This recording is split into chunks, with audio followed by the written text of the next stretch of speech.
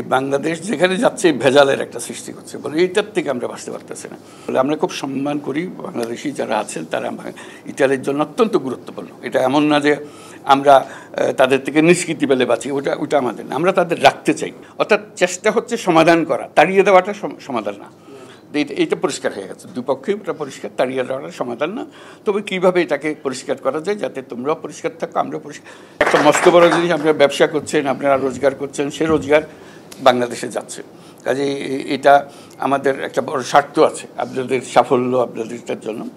তো কালকে যেটা আলাপ হলো মেয়রের সঙ্গে, প্রথম কথা হলো তিনি খুব শ্রদ্ধার সঙ্গে আপনাদেরকে দেখেন। অনেক সময় মনে হয় না তুচ্ছতা ছিল করে বাংলাদেশি কোথা থেকে এসেছে, মোটেই ছিল না। অত্যন্ত শ্রদ্ধার সঙ্গে বলেছে যে আপনারা খুব মূল্যবান, তার জন্য এই শহরের একটা মূল্যবান অংশ আপনারা যে কন্ট্রিবিউট করছেন, এবং আপনাদের কঠিন পরিশ্রমের মাধ্যমে রোম শহরের যে উন্নতি হচ্ছে সেটা বারে বারে উনি উল্লেখ করেছেন। এবং আপনাদের পরিশ্রম, আপনাদের মেধা, আপনাদের সৃজনশীলতা, এগুলোর খুব প্রশংসা করেছেন। এবং এই প্রশংসা শুধু রোম শহরের জন্য না, পুরো ইটালির জন্য আমি বারে বারে শুনেছি। আপনাদের প্রধানমন্ত্রী মেলোনি, তার সঙ্গে কয়েকবার আমার দেখা হচ্ছে, 3বার দেখা হয়েছে, চতুর্থবার আবার দেখা হবে ডিসেম্বরে, উনি বাংলাদেশে আসবেন তখন। ইমিডিয়েট কয়েকদিন আগে দেখা হয়েছে, সেটা হলো নিউ ইয়র্কে জাতিসংঘে 24শে সেপ্টেম্বর জাতিসংঘে আমি দেখা হলো 24শে সেপ্টেম্বর তারিখও বলে দিন।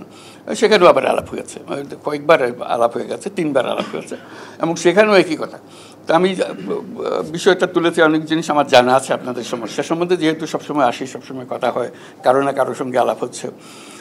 তো এগুলো বললাম তাকে, ভিসার কথা বললাম, এই যে লোকটা বাইর করে দিচ্ছে সেগুলোর বললাম, যারা ভিসা দেওয়া হয়েছিল ভিসা বাদ রিনিউ করা হচ্ছে না সেগুলোর কথা বললাম। তো উনিও দুঃখের কথা বললাম, বলে আমরা খুব সম্মান করি বাংলাদেশি যারা আছেন তারা ইটালির জন্য অত্যন্ত গুরুত্বপূর্ণ। এটা এমন না যে আমরা তাদের থেকে নিষ্কৃতি পেলে বাঁচি, ওটা আমাদের না, আমরা তাদের রাখতে চাই। এটা সম্বন্ধে পরিষ্কার যে আমরা তাদের রাখতে চাই, সম্মানের সঙ্গে রাখতে চাই। কিন্তু কতগুলো সমস্যা আছে, ভেজাল, এই বাংলাদেশ যেখানে যাচ্ছে এই ভেজালের একটা সৃষ্টি করছে বলে এইটার থেকে আমরা বাঁচতে পারতেছি না, এটার থেকে নিষ্কৃতি বলে আমি বললাম যে আমরা দুই পক্ষ চেষ্টা করি, আমাদেরও কষ্ট হয়, যে তারাও কষ্ট পায়, আমরাও কষ্ট পাই। তারা ঠেকায় পড়ে এই সমস্যার মধ্যে পড়ে গেছে। এটা এমন না যে তারা আসলে দুষ্ট লোক, তারা ভালো লোক, কিন্তু পরিস্থিতির কারণে দুষ্টামি করে টিকতে হচ্ছে তাদেরকে।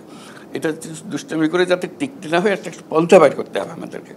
সেও যেন সম্মানের সঙ্গে বাঁচে, আর তোমরাও যেন আইন কানুন মতো চলে, আমরাও শান্তিতে থাকি যে আইন কানুন মতো। তো সেখানে ইতিমধ্যে আলোচনা হয়েছিল আগে, সেই আলোচনার রেশ ধরে আমি বললাম যে এখন বলছি যে একজন যদি নিয়ে যাও, আমরা একজন নতুন আনবো, একজন ভেজাল লোক নিয়ে অদল বদল করে জিনিসটা পরিষ্কার হয়ে যাক। অর্থাৎ জিনিসটা পরিষ্কার, তাদেরও ইচ্ছা পরিষ্কার, আমরাও চাই যে পরিষ্কার।